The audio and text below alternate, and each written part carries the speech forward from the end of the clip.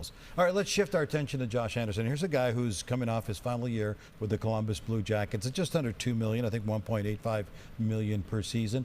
He's a restricted free agent. How are the talks going there? And if that doesn't work out, what's plan B? Yeah, I don't know how long the Columbus Blue Jackets are going to want to go here in this offseason without being able to sign Josh Anderson. They're going to want to put him on the trade market if they realize that they really extinguish all their efforts to sign this guy.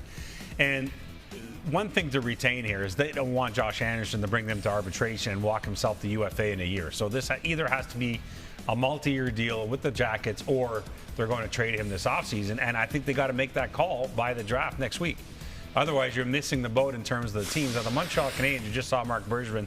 I think Josh Anderson is an ideal type of player that the Montreal Canadiens would covet in terms of his size up front, his skill. We talked about it in insider trading yesterday that the Habs would be willing to trade their first-round pick for a top-6 forward.